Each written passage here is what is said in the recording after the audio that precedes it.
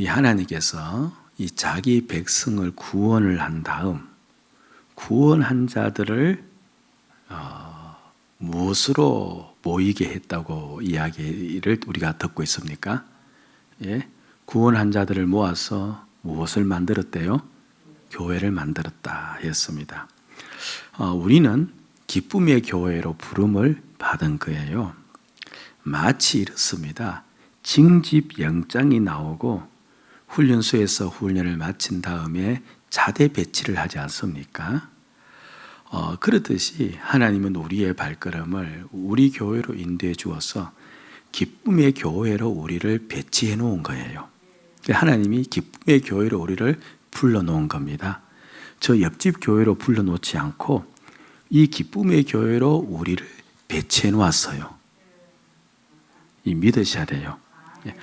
그래서 무단 이탈해서 안 돼요. 이 군대로 불러주었는데 사실은 성경에서는 군대보다 더 밀접한 결혼 관계로서 설명을 하고 있는데 여하튼 우리가 기쁨의 교회로 부름을 받았습니다. 그러면서 우리가 교회로서 마땅히 해야 할 일이 있는데 이제 에베소 4장에서 우리가 두 가지를 배웠어요. 첫째는 우리가 마땅히 교회가 되었으니 교회의 하나됨을 지켜야 된다. 우리 교회에 어떤 분쟁과 다툼이 일어나지 않기를 주의 이름으로 축복을 드립니다. 하나됨을 지켜야 된다. 둘째는 서로 섬김의 자리에서 믿음으로 하나가 됨으로 말미암아 그리스도의 장성한 분량까지 성장해야 된다. 우리들의 모든 관계에서 예수가 보여지고 그 예수가 보여지는 분량이나 그 깊이가 해마다 더 많아지는 그런 교회가 되어져야 됩니다. 그리고 우리의 그 사명이 있는 겁니다. 교회를 그리스도의 모습으로 자라게 하는 그 사명, 하나 되게 하는 사명이 있고 오늘 세 번째가 이제 오늘 본문인데요. 우리가 마땅히 해야 될 일 중에 무엇이 있느냐 하니까 성도 각각은 하나님의 형상으로 변화되는 일을 해야 돼요. 따라합시다. 나는 하나님의 형상으로 변화되어야 한다. 그러니까 하나님께서 우리를 교회로 불러주신 까닭은 그리고 우리 교회에서 힘써야 될 일은 내가 하나님의 형상으로 바뀌어지는 그 일을 해야 돼요. 이것을 본문에서는요, 새 사람을 입는다. 그렇게 이야기합니다. 새 사람을 입는다. 그래서 우리가 새 사람을 입어야 되는데, 자, 새 사람을 입으려면 그런 본문에서는 옛 사람을 버려야 된다. 벗어야 된다. 이 이야기부터 하고 있는 겁니다. 4장 22절 말씀을 한번 가보시기를 바랍니다. 자, 같이 한번 읽으면서 좀 우리 말씀에 집중하고 가정에서도 크게 읽어주시기 바랍니다. 시작. 너희는 유혹의 욕심을 따라 썩어져가는 구습을 따르는 옛 습관을 벗어버리고, 그러니까 옛 사람은요, 썩어져가는 구습을 따르는 것인데 그게 뭐냐니까 자기 욕심, 자기 소원, 자기를 중심으로 살아가는 그 생활을 이야기합니다. 예수 믿기 전에 전부 다 그렇게 살지 않았습니까? 우리가 얻다던 그 삶은 우리가 살지 말아야 된다. 그게 옛 사람을 벗는 거예요. 만약 그렇게 계속 자기 습관, 자기 중심, 자기 욕심으로 살아가면 교회를 다니면서도 그렇게 살 수 있거든요. 그렇게 살 때 하나님께서 경고를 하시는데 그러면 그 인생은 허망한 인생이 된다. 그렇게 이야기를 하죠. 확인하기 위해서 읽습니다. 17절 말씀을 갑니다. 또 크게 읽겠습니다. 시작. 그러므로 내가 이것을 말하며 주 안에서 정언하노니 이제부터 너희는 이방인이 그 마음에 허망한 것으로 행한 같이 하지 말라. 그러니까 이방인의 마음속에 허망함이 들어가 있듯이 이방인은 자기를 붙잡고 사는 자죠. 그렇게 신앙생활 할 때는 그 인생은 허망한 인생이 될 수밖에 없다. 허망이라는 말은 속이 텅텅 비었다는 말이에요. 그냥 빵으로 이야기하면 공갈빵입니다. 겉은 커 보이는데 눌러버리면 아무것도 없는 속이 텅텅 빈 것. 그러니까 인생에 있어서 남겨진 것이 하나도 없는, 우리가 흔히 이제 이렇게 이야기를 많이 하지 않습니까? 한국 사회에서는요, 이 집에 대한 개념이 다른 나라에 비해서 남달라요. 그래서 어떻게든 이제 많은 사람들은 그렇죠, 집을 장만하려고 참 애를 씁니다. 물론 요사이는 또 너무 많이 집값이 오르면서 포기하는 자들도 많이 있지만, 여하튼 그 전까지는 집을 얻으려고, 집을 장만하려고 온 힘을 다 썼죠. 그래서 이제 애써서 이제 집을 장만했어요. 그 다음에 또 무엇에 힘을 씁니까? 집을 넓히려고 또 힘을 쓰는 겁니다. 평수 넓히려고 또 온 힘을 다 써요. 그래서 이제 살다 보니까 평수가 좀 넓어졌습니다. 그런 다음에 이제 뭐가 문제냐니까 이제 노후 대책을 세워야 되고 건강 문제가 또 염려가 되는 겁니다. 그래서 건강 관리하느라고, 노후 대책하느라고 그래서 온 힘을 다 쏟습니다. 그래도 조금 더 여유가 있으면 취미 생활에 또 빠져서 그렇게 또 살 수도 있죠. 그러다가 이제 죽음이 와서 결국 그가 이제 세상을 떠납니다. 그러면 한 평도 안 되는 그 관에 꽁꽁 묶여져 뉘어지는 겁니다.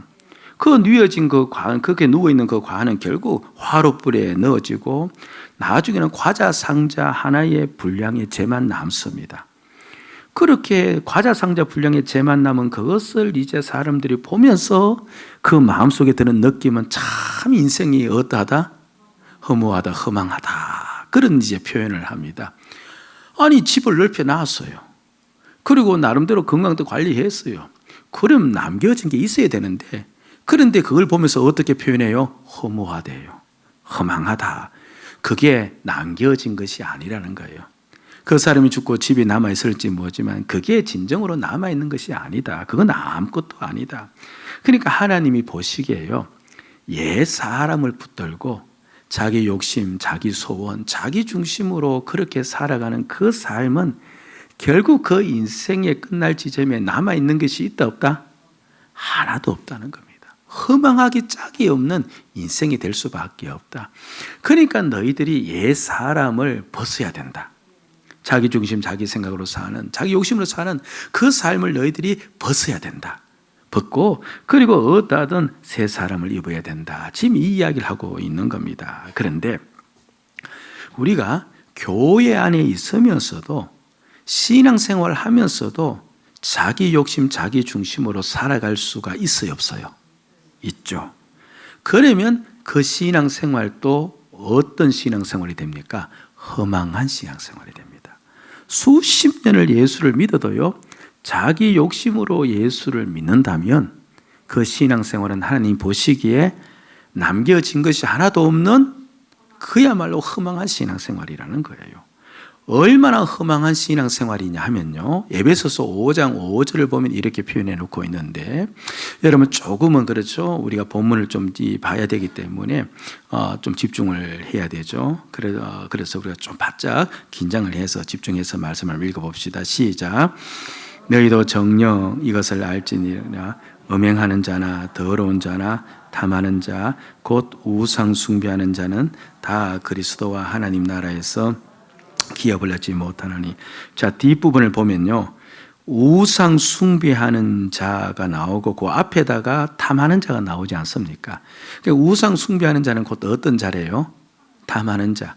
그러니까 자기 욕심으로 사는 자는 결국 어떤 자입니까? 우상 숭배하는 자란 말이죠. 그런데 이게 믿지 않는 사람들에게 이야기한 것이 아니고, 이 5장 5절의 첫 구절을 보니까 너희도라고 이야기했거든요.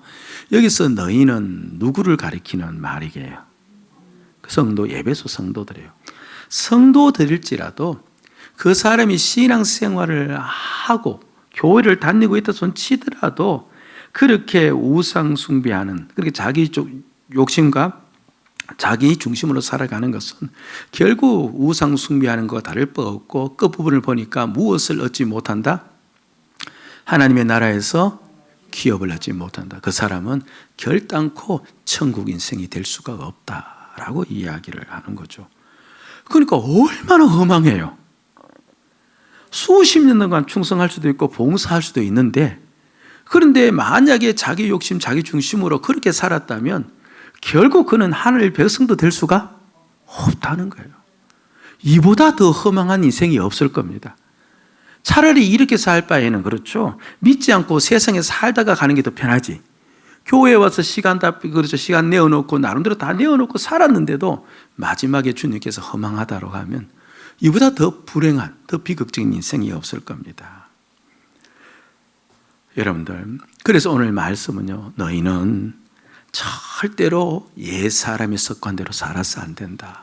너희가 신앙생활 하는데 옛사람, 자기 욕심, 자기 중심 붙잡고 신앙생활에서는 절대로 그렇게 안 된다. 그런 마음을 가지고 너희들이 이제부터 이렇게 해야 허망한 인생이 되지가 않는데 24절의 말씀을 이제 던져주고 있는 거예요. 크게 읽읍시다. 시작. 하나님을 따라 의와 진리의 거룩함으로 지으심을 받은 새 사람을 입으라. 좀 말씀이 어렵죠. 저 본문을 계속 띄워 넣어주면 고맙겠습니다. 저기 보니까 하나님을 따라 그렇게 이야기해요. 표시를 해 두셔야 됩니다. 저 말은 하나님의 형상을 따라 그 말이에요. 그러니까 우리가 지으심을 받았는데 누구 형상을 따라서? 하나님의 형상을 따라 지음을 받았으니까 결국 우리가 이 신앙생활을 할 때, 교회 생활을 할 때 어떻게 교회 생활을 해야 된다는 거예요? 하나님의 형상을 따라서 교회 생활을 해야 된다. 그렇게 이야기합니다. 따라합시다. 하나님의 형상을 따라 신앙생활을 해야 한다. 그래야만 우리 신앙생활에 허망함이 없는 거예요. 그래야만 복된 신앙생활을 한다는 겁니다. 그런데 아직까지 무슨 개념인지 머리에 들어오지 않을 겁니다. 형상을 제가 설명해 주지 않았기 때문에 그래요. 그러나 먼저 머릿속에 꽉 우리가 집어넣고 있어야 될 것은 우리는 하나님의 형상을 따라 교회 생활, 신앙생활 해야 한다. 아멘? 예, 그래 해야 됩니다. 예. 그런데요, 이 말씀은 저 에베소서 바울만 말한 게 아니고 바울이 저렇게 말한 까닭은 하나님이 창세기에서 해놓은 말씀을 가져온 거예요. 창세기 1장 26절을 보면요, 그 전까지는 이제 1장 25절까지는 하나님께 천지를 다 창조하셨는데 그런 다음에 이제 아담과 하와를 창조하시면서 저 말씀을 하셨는데 저건 우리가 4주 전인가 제가 길게 설명을 했어요. 하나님께서 우리의 형상과 우리의 모양을 따라 이 땅에 우리를 만드는, 그러니까 아담과 하와 사람 창조를 할 때 하나님의 가장 큰 목적은 삼위 하나님이 함께 사시는 공동체 모양을 본따서 이 땅에 공동체를 만들기를 원했었던 거예요. 그래서 이 땅에 공동체를 만들기 원했는데 한 사람은 지으면 공동체가 됩니까? 안 됩니까? 안 되어서 아담과 하와 두 사람을 지었고 삼위 하나님이 한 몸 하나이다 보니까 이 땅에서 육신적으로 한 몸이 누구밖에 없습니까? 부부밖에 없으니까 그래서 아담과 하와를 부부로 만들어서 한 몸 공동체를 만든 거예요. 그 한 몸 공동체를 우리는 무엇이라고 부르는 거예요? 교회라고 부르는 겁니다. 그러니까 삼위 하나님의 공동체를 본따서 이 땅에다가 공동체 만드는데 교회를 만든 거죠. 그래서 하나님이 함께 있는 그 즐거움과 기쁨을 바로 이 땅에 있는 사람들이 교회를 통하여 누리기를 원했다는 것인데, 그런데 하나님이야, 삼위 하나님이 하나님이시니까, 그렇죠? 세 분이 계시면서 즐겁고 기쁠 수가 있는데 사람은 그렇지를 못해요. 그래서 사람이 온전한 하나님과 닮은 공동체가 되려면 한 사람 한 사람을 누구의 형상으로 만들어야 됩니까? 그렇죠. 하나님의 형상으로 만들어야 돼요. 그래서 창세기 1장 27절에서 이렇게 설명을 해놓고 있는 겁니다. 보세요. 하나님이 자기 형상 곧 하나님의 형상대로 사람을 창조하시되 누구와 누구? 남자와 여자 공동체 교회를 창조하셨다라고 되어 있어요. 그러니까 하나님께서 교회를 목적으로 삼았는데 이 교회가 되기 위해서는 한 사람 한 사람을 누구처럼 만들어야 돼요? 하나님처럼 만들어요. 그래서 하나님의 형상대로 그렇게 만들었다라고 이야기를 하고 있는 겁니다. 예? 저와 여러분들이 그러니까 이 교회 생활을 한다는 것은 곧 무엇을 따라서? 하나님의 형상을 따라서 교회 생활, 신앙 생활을 한다는 것을 알 수 있습니다. 그럼 교회 생활이란 게 뭐냐? 신앙 생활이란 게 뭐냐 하면요, 바로 성도와의 관계예요. 성도와의 관계입니다. 성도와의 내가 어떤 관계를 맺으며 살아가느냐, 그게 교회 생활이에요. 그게 신앙 생활이라는 겁니다. 그럼 그게 교회 생활이면 결국 우리가 성도를 대할 때 어떻게 대해야 된다는 겁니까? 하나님의 형상을 따라서 성도를 대해야 돼요. 그럼 우리 신앙생활이 허망하지 않게 되어진다. 그렇게 이야기합니다. 자, 여러분들 집중하려면 한번 해봅시다. 우리가 성도를 대할 때 그러니까 어떻게 대해야 된다는 거예요? 하나님의 형상을 따라 대해야 된다.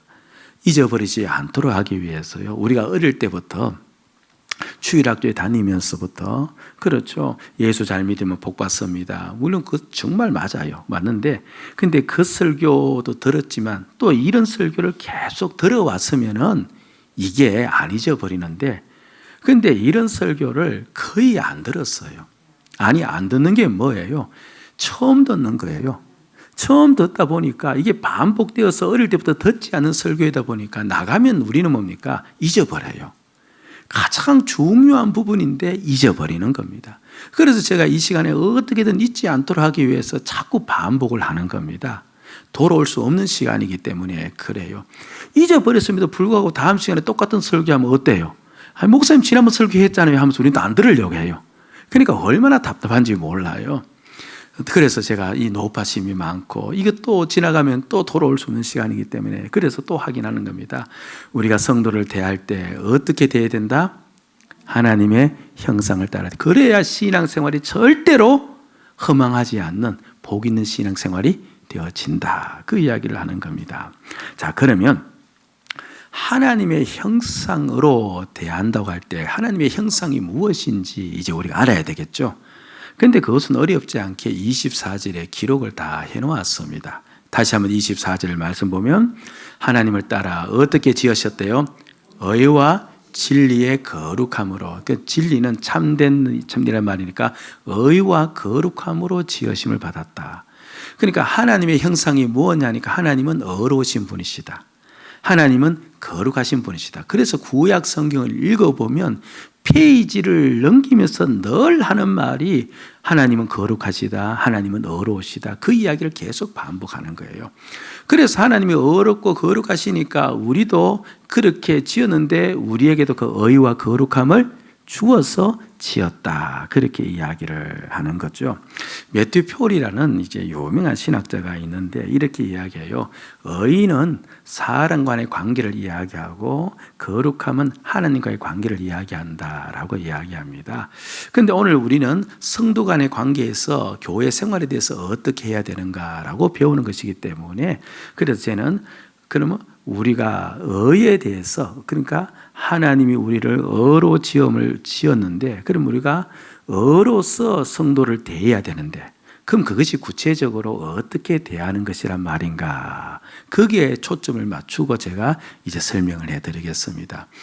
헷갈리지 않도록 하기 위해서 하나님의 형상을 따라 성도를 대하는데 그 구체적으로 들어가면 우리가 의로서 성도를 대해야 돼요. 그럼 의로서 성도를 대하는 게 무엇인지 이제 우리가 배워야 되잖아요. 그걸 제가 이제 설명을 드린다는 겁니다. 의, 정의, 공의라고도 성경에 나와 있는데 그런데 이게 이제 우리에게 쉽지 않는 것은요. 성경에서 말하는 의와 우리가 생각하는 의가 달라요. 그래서 이제 이게 힘든 겁니다. 우리가 생각하는 의는요. 모든 만민은 법 앞에서 평등하다.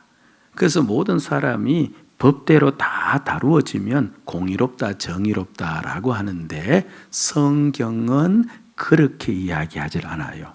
성경에서 의가 무엇냐 하니까요. 성도를 의로 대한다는 말은 하나님이 우리를 의로서 대한다는 말과 다 똑같은 말인데 그를 살리기 위해서 자신의 책임을 다하는 것. 그를 좀 불쌍히 여겨서 그를 어떻게든 세워주고 살리기 위해서 나의 책임을 다 할 때 그 사람은 의로운 사람. 그런데 그를 살릴 마음도 없고 그에게 있는 책임도 다 하지 않으면은 그 사람은 의롭지 않은 불의한 사람. 이렇게 이야기를 하는 겁니다. 그 마태 복음을 보면 이제 요셉에 대한 이야기가 나오는데 마리아와 정혼을 했다고 하거든요. 정혼은 결혼하기 전에 이루어진 단계예요. 그러니까 결혼은 함께 사는 건데 정혼을 한 상태에서는 함께 살지가 않습니다. 그런데 우리나라의 이 약혼하고는 달리 유대 사회에서 정혼은 함께 살지는 않지만 결혼한 것과 똑같은 다를 바 없는 그런 상태로 여기는 겁니다. 예. 그래서 정혼한 여인이 임신을 하면요, 결혼한 여인이 임신을 한 것과 똑같은 그런 상태가 되어져요. 그런데 마리아가 정혼을 했는데 임신을 한 겁니다. 그건 그 당시 법에 의하면 그렇죠. 결혼한 여인이 만약에 그렇죠. 부부 관계가 아닌 다른 데에 음행해서 임신을 하게 되어지면 그 사람은 유대법에 의해서 어떻게 심판을 받아요? 우리가 알고 있는 상식으로 돌에 맞아 죽는 겁니다. 그럼 정혼도 결혼과 똑같은 상태이기 때문에 마리아는 어떻게 되어져야 됩니까? 예? 어떻게 되어져야 돼요? 돌에 맞아서 그렇죠. 죽임을 당해야 되는 겁니다. 그렇죠. 그런데 그 마리아가 임신했다는 소식을 듣고 자기와 함께 살지도 않는데 그런데 임신을 한 거죠. 그 소식을 듣고 요셉이 반응을 보이는데 반응이 이러해요. 마태복음 1장 19절인데요. 자 보세요. 그의 남편 요셉은 어떤 사람이라? 어려운 사람이라. 그를 드러내지 아니하고 가만히 끊고자 해. 그를 드러내지 않다마는 마리아가 임신했다는 것을 드러내지 않고 관계를 가만히 끊고자 했다. 무슨 말이냐니까 정혼의 상태를 그렇죠 파기하는 겁니다. 남자는 할 수 있으니까. 그럼 정혼의 상태가 파기되어지면 마리아는 임신을 해도 그러니까 정혼하지 않는 처녀의 상태에서 그렇죠 임신을 했기 때문에 임신한 사람과 결혼을 하면 돼요. 그러면 죽지는 않는 겁니다. 그래서 요셉은 이제 마리아를 살리려고 가만히 그 관계를 자신이 끊고자 했다. 그 말이거든요. 자, 보세요. 그런데 앞에 요셉이 왜 그렇게 했냐 하니까 요셉은 어떤 사람이기 때문에? 어려운 사람이기 때문에. 이게 이제 개념이 이해가 안 되는 거예요. 우리식으로 하면 이렇게 해야 이해되어져요. 요셉은 참 자비가 많은 사람이라. 요셉은 참 정이 많은 사람이라. 그래서 그를 드러내지 아니하고 가만히 끊고자 했다면 그렇구나 하는데 어려운 사람인데 그런데 가만히 끊고자 한다. 어떻게 그럴 수 있는가? 어렵다는 말은 그렇죠. 잘못했으면 벌을 받아야 되고 잘했으면 칭찬을 드려야 되고 진정 어렵다면 불의를 용서해서 안 되는데 지금 요셉의 입장에서 마리아는 불의를 행한 거예요. 그럼 불의를 행했으니까 진정 어렵다는 말은 그 불의를 행한 마리아에게 어떻게 해야 돼요? 심판을 해야 돼요. 돌을 들어서 쳐야 돼요. 그게 이제 어려운 겁니다. 그런데 성경에서는 그렇지 않다고 이야기하는 거예요. 요셉은 마리아를 불쌍히 보고 그를 어떻게든 살리려고 이제 힘을 쓰는데 그런데 자신이 이제 남자니까 남자로서 자신은 파혼을 할 수가 있거든요. 그래서 자신의 책임을 다하여서 마리아를 살리려고 힘쓴 거예요. 이때 마리아가 성령으로 잉태되었다는 것을 요셉은 알아요? 몰라요? 모르는 상태입니다. 그러니까 그 마음이 얼마나 힘들겠어요. 얼마나 마음속에 그렇잖아요. 배신감이 몰려오겠습니까? 그럼에도 불구하고 마리아를 살리기 위해서 남자로서의 자신의 책임을 다 감당할 때 하나님은 그를 향하여서 어떤 사람이라?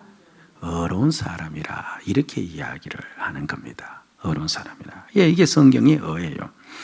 하나님이 어렵다라고 이야기하는 까닭도요 거기에 있는 겁니다. 하나님이 우리를 지으신 다음에 나는 너희의 아버지가 되겠다 이렇게 이야기하고 너희는 나의 백성이 될 것이라고 약속을 했죠. 그런데 죄를 지어서 인간이 뭡니까?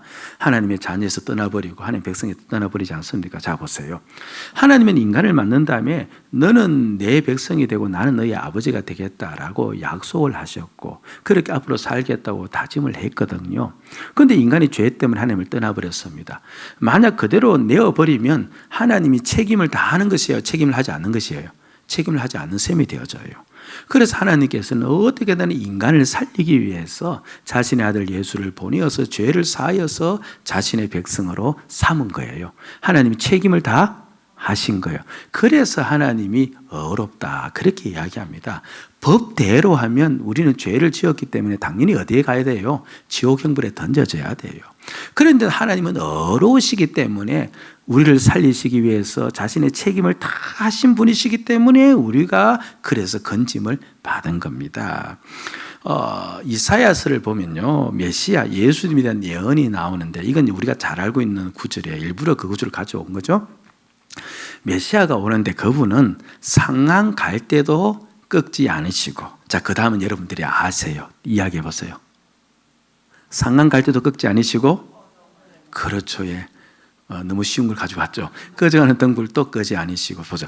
메시아는 구원자를 이야기하거든요. 장차 구원자가 너희들에게 올 터인데, 갈 때가 상하면 그 갈 때를 어떻게 해야 돼요? 꺾어버려야 돼요. 그게 세상적으로 말하는 의예요. 죄를 지으면 어떻게 해야 돼요? 감옥에 넣어야 돼요. 그렇잖아요. 심지가 다 하여서 심지가 쓸모없으면 어떻게 해야 돼요? 심지를 버려야 돼요. 그게 공정한 겁니다. 그런데 이 예수 그리스도는 구원자로 오셨기 때문에 구원자의 책임은 뭐예요? 사람들을 살려서 구원시키는 거예요. 그러면 상한 갈대를 어떻게 해야 돼요? 꺾어서 안 되고, 꺼져가는 등불도 꺼서는 안 되는 거예요. 그래서 예수 그리스도를 가리켜서 정의의 아들이라 그렇게 부르는 거예요. 그러니까 의라는 것은요, 공평하게 공정하게 그렇게 법대로 하는 게 성경에서 정의가 아니고, 어떻게든 그 사람을 살리기 위해서 내 책임을 다 하는 것, 그게 바로 성경이 말하는 정의라는 겁니다. 그렇죠? 그걸 기억하면, 자 보세요. 지금 우리가 교회가 되었다는 이 말은, 교회는 그리스도의 몸이고 나는 몸의 지체가 되었다는 말이거든요.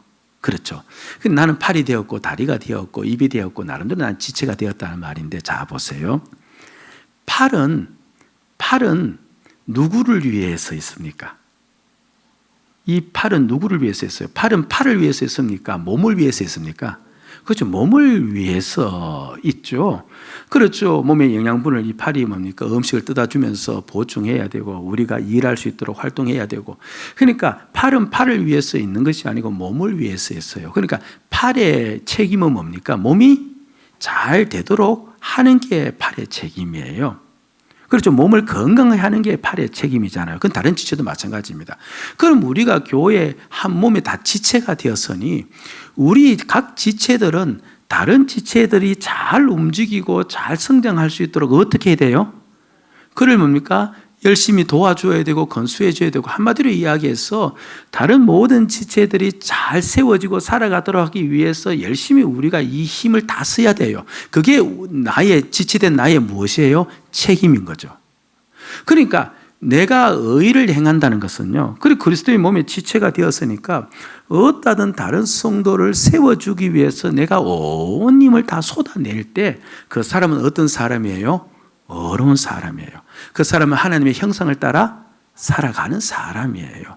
그런데 다른 지체와는 아무 상관없이 오직 자기만을 붙잡고 자기를 중심으로 자기만 잘 되기 위해서, 그래서 이 교회 안에서 그렇게 만약 신앙생활을 한다면 그 사람은요, 허망한 삶을 사는 거예요. 예, 2주 전에 이제 어느 한 분과 이제 만나서 장시간 대화를 하는 시간을 가졌습니다. 근데 그분이 이제 지금 뭔가 본인이 급한 일이 있는 거예요. 그래서 온 정신이 다 거기에 쏟아져 있는 겁니다.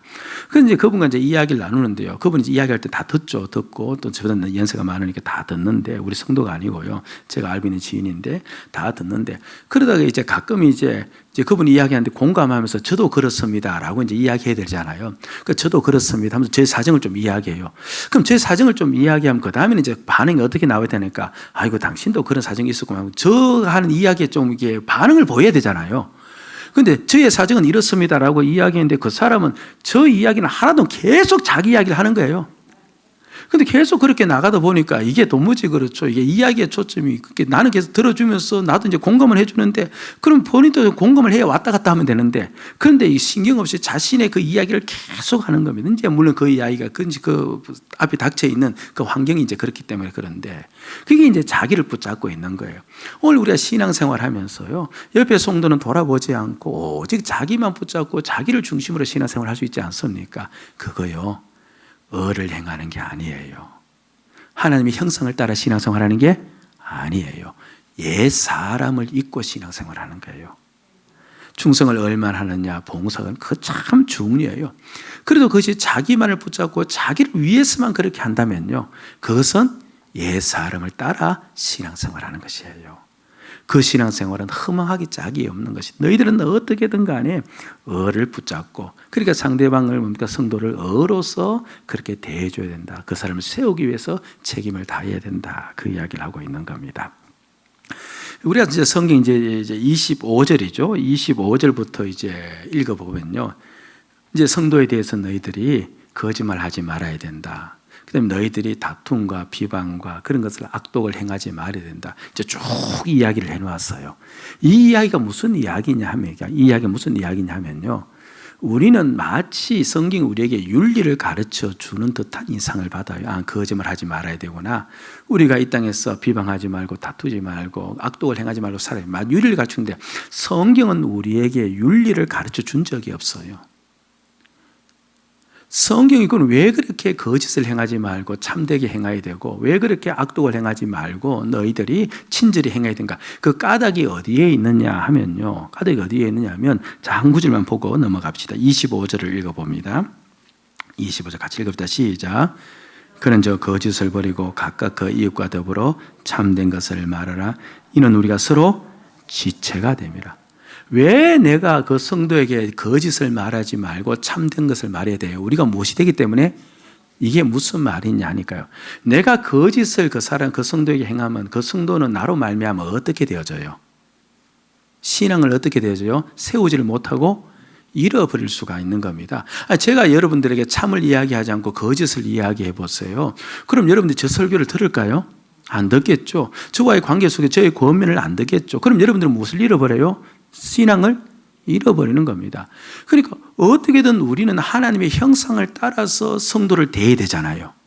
그럼 하나님의 형상을 따라 성도를 대하면 성도를 살리기 위해서 우리의 책임을 다해야 되는데, 살리기 위해서 우리가 책임을 다하려면 말을 하더라도 거짓을 말해야 됩니까? 안 됩니까? 오직 우리는 참된 것을 말해야 돼요. 왜 성도에게 분노하지 말아야 되는가? 제가 여러분들에게 막 분노를 한다고 생각해 보세요. 그러면 여러분들 신앙이 성장합니까? 오히려 다운됩니까? 다운되어질 수밖에 없는 거지 않습니까? 그러니까 어떻게 하든 간에 여러분들을 세워주어야 되고 살려주어야 되는 것이 목회자의 책임이라면 그것이 어로서 행하는 것이잖아요. 그래서 어로서 우리가 성도를 대해야 되기 때문에, 지체는 다른 지체를 살리는 일을 해야 되기 때문에 우리는 참된 것을 말해야 되고, 성도에 대해서 악독하지 말아야 되고, 성도에 대해서 비방하지 말아야 되고, 성도에 대해서 다투지 말아야 되고, 그리고 우리가 늘 칭찬해야 되며 용서를, 주님이 우리를 용상같이 용서해라. 이렇게, 이건 윤리적 이야기 아니고 어로서 살아야 되기 때문에, 그래야 성도가 나로 말미암아 살아나고 나는 어를 행하는 하나님의 형상을 따라 사는 자이기 때문에 그렇게 이야기하는 거예요. 여러분들이요, 우리가 성도를 이제 대할 때, 이게 교회 생활이잖아요. 신앙생활인데 어떠하든 간에 어로서 성도를 대해야 될 줄로 믿습니다. 성도를 만날 때마다 볼 때마다 당신은 나로 말미암아 세워져야 되고 나는 당신을 세우는 것이 나의 책임입니다. 그 인식을 꽉 머릿속에 가지고 있으면요, 그러면 어떻게 행동해야 될지는 자연스럽게 알아요, 몰라요? 알아요. 뭐 굳이 이렇게 하라 저렇게 하지 말라고 해도 어떻게 해야 되는지 다 알게 되어져요. 그렇잖아요.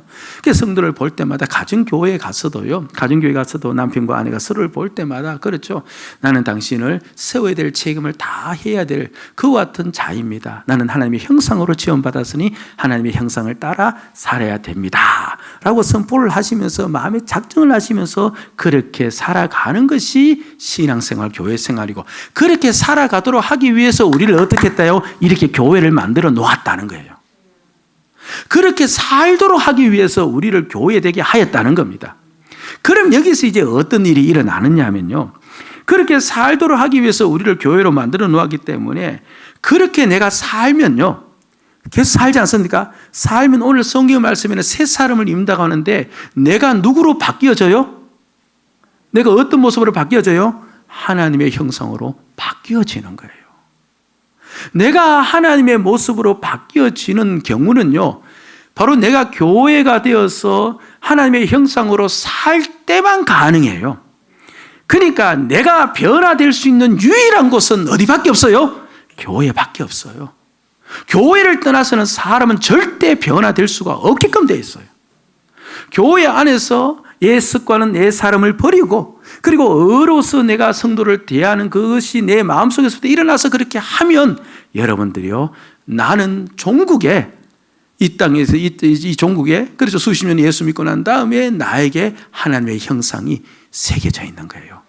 내 말과 은행 속에서 하나님의 어려움이 나타나고 거룩함이 나타나는 거예요. 나타나는 겁니다. 오늘날 교회를 수십 년 다녔음에도 불구하고 바뀌지 않는 사람 있어요, 없어요? 나예요, 나 아니에요? 나는 아니죠. 옆에 사람인데, 그런데 하여튼 수십 년 예수를 믿었어도 바뀌지 않는 사람이 있어요. 또한 교회에서는 무언가 경건한데 실상 밖에서는 그렇지 않는 성도들이 있어요, 없어요? 있습니다. 교회에서는 그렇지 않은데 가정에서는 그래요. 교회에서는 그렇지 않은데 회사에서는 그렇죠. 깍쟁이나 소리 다 듣는 분들이 많습니다. 왜 이런 일이 일어나느냐 하니까요, 다른 것도 없습니다. 겉으로만 성도를 대했기 때문에 그래요. 그의 신앙, 그의 교회 생활에 문제가 있기 때문에 그렇습니다. 겉으로 성도를 대한 거예요. 저는 싱가포르를 가본 적이 없는데 책자를 통해서 읽어보니까요, 싱가포르가 세계에서 가장 깨끗한 도시 중에 하나랍니다. 혹시 나중에 싱가포르 가실 여유가 있는 분이 있으면 가서 꼭 찍어 오시기 바랍니다. 가장 깨끗한 도시래요. 그런데 그게 우연히 이루어진 게 아니고요, 깨끗한 도시를 만들기 위해서 얼마나 강력한 법을 시행하고 있는지 모른답니다. 우리나라도 마찬가지로 침을 함부로 뱉으면 이게 벌금이 물려지는데, 싱가포르는 당연히 침을 뱉으면 벌금도 물려지고 어디까지 나가느냐 하니까 공공 화장실에서 그렇죠, 일을 본 다음에 물을 내리지 않으면 그게 적발되면 벌금을 물린대요. 그러니까 싱가포르 가면 꼭 화장실에 가면 물을 내려야 돼요. 그 물 내리면 그만큼 이 청결, 공공 질서를 중히 여긴다는 겁니다. 그런데 이제 제가 읽은 그 책이죠. 저는 이제 실상 보지는 못했으니까요. 거기 책에 보니까요, 싱가포르인이 외국 여행을 가거나 유학을 하면요, 아무데나 침을 뱉기로 유명하대요. 근데 자기 나라에 들어오면 어떻게 해요? 또 조심한답니다. 왜 그래요? 강제적으로, 법적으로 묶여있기 때문에 그렇지, 사실 마음으로는 그 법을 받아들였어, 안 들었어요? 안 받아들인 거예요. 겉은 하는데 마음이 없는 거예요. 마음이 없는 겁니다. 그러니까 교회 생활하면 교회가 보잖아요. 교회가 보고 누군가가 보기 때문에 우리는 얼마든지 겉으로는 할 수 있는데, 근데 내 마음에서부터 하나님의 형상을 따라 살아야 되겠다는 결단이 없으면 우리는 절대로 바뀌는 게 없는 겁니다. 이걸 누가 가장 잘 아느냐니까 저가 가장 잘 알아요. 왜냐하면 저가 그것을 경험했기 때문에 그렇습니다. 그것이 저의 과거의 교회 생활이었기 때문에 그래요. 과거의 부교육자 시절에 그렇잖아요. 누구보다 열심히 많았어요. 순종을 참 잘했습니다. 동료들과의 관계도 다툼이 없었고요, 잘 지냈습니다. 그러니까 교회에서의 저의 모습은요, 정말 그리스도인의 모습이 나타날 수도 있었어요. 제가 떠나고 난 다음에 그곳에 오신 담임 목사님이 그때 제가 한번 이야기를 했으니까 저하고 이제 같이 차 안에서 이제 두 명만 남아서 이야기할 때가 되었는데, 저보고 그렇게 이야기했잖아요. 최 목사, 성도들이 그렇게 이야기해. 최 목사가 있을 때 한 사람이 5사람 목을 했다고 이야기해. 그러니까 5명의 교육자 목을 제가 했대요. 물론 이제 과장이 들어가 있겠지만 그래도 놀지 않았다고 열심히 했다는 것 아니겠습니까? 그 나름대로 열심히 하였고 참 그렇죠, 성실하다, 다 그런 이제 이야기를 들었습니다. 그런데 교회에서는 제가 그때는 그렇게 살았어요. 문제는 집이었습니다. 이 부교육자의 일상이 사람을 만나는 것 아니에요. 늘 신방해야 되고 신방하면서 찡그리고 할 수 없어서 웃으면서 그렇게 그 일을 감당하는데, 막상 집에 와서는요, 식구들이 언짢게 하고 마음을 건드리면 그렇게 쉽게 화를 낸 거예요. 누군가 마음을 건드리면요, 교회에서는 이게 화를 낼 수가 없죠. 사람들이 다 보고 있으니까 어떻게 내요? 그렇죠. 그런데 집에 와서는요, 조금 마음이 언짢아지고 조금 누군가가 내 마음을 건드리면요, 그렇게 쉬이 화를 내고 그 당시 그렇게 쉬이 다투었습니다. 지금도 그 생활을 생각하면요, 얼굴이 화끈거려요. 얼굴이 화끈거립니다. 그러니까 마음으로부터 내가 하나님의 형상을 따라 살아야 되겠다는 그 마음이 없었던 거예요. 그냥 내 자리가 그 자리니까, 내가 그 교역자니까, 그러니까 겉에 그 모습만 가지고 그렇게 살았으니까 정작 그렇게 긴 시간을 살았어도 변화가 없었던 겁니다. 변화가 없었던 겁니다. 여러분들, 이게 우리의 일생이 될 수 있어요. 그러면 우리의 마지막 신앙생활이 얼마나 허망한지 모릅니다. 친정 오늘 말씀은 이렇게 일러주고 있어요. 마음으로. 내가 마음으로 하나님의 형상을 지음을 받았으니 이제 내가 하나님의 형상을 따라 어로서 성도를 대해야 되겠다라고 결단을 내리고 그렇게 살면 날마다 새 사람을 입는다는 겁니다. 그렇죠. 날마다 하나님의 형상을 입는다는 거예요. 그럼 그렇게 해서 계속 수년을 살지 않습니다. 수년을 살면 나는 어떻게 되어져요? 하나님의 형상을 닮은, 하나님의 형상에 따라 살아감으로 말미암아 하나님의 형상이 나에게 나오는, 그야말로 그렇죠, 의가 나에게 나오는 그런 사람이 되죠. 그럼 그 모습은 그렇죠, 결국 어디에서 사는 모습입니까? 천국에서 사는 모습이고, 그게 하나님께 가져갈 수 있는 유일한 것이래요. 너희들이 무엇을 하나님께 가져갈 수 있느냐? 돈 가져갈 수 있냐? 집 가져갈 수 있냐? 그건 다 가져갈 수 없지 않냐? 그래서 우리는 허망하다고 하지 않습니까? 그런데 내가 예수 그리스도의 모습, 하나님의 모습으로 바뀌어진 겁니다. 그거는 천국 백성이 되게끔 하기 위해서 하나님께서 이 땅에 우리를, 교회를 주어서 훈련시킨 것이기 때문에 그건 가져가는 것이거든요. 그래서 그 생활이 의미 있는 생활이 되어지는 겁니다. 여러분, 하나님께서 우리에게 교회를 주신 까닭은요, 앞에 두 가지 이유였지만 이 이유입니다. 나를 하나님의 형상으로 변화시키기 위해서. 아멘. 나를 하나님의 모습으로 바꾸기 위해서 이 교회를 주신 거예요. 옆에 성도가 어떠한 자가 문제가 아니라 나를 변화시키고 나를 천국 백성 만들기 위해서 하나님이 이 땅에 이 교회를 주어서 우리를 살게 했다는 이 사실을 꼭 기억하시고, 이제 성도를 볼 때마다 어로서 하나님의 형상으로서 대하시면서 우리가 함께 이곳에서 10년, 20년 세월이 지나면서 저와 여러분의 모습 속에서 하나님의 모습이 다 나타날 수 있는 그 어떤 복된 삶을 사시기를 주의 이름으로 축복을 드립니다.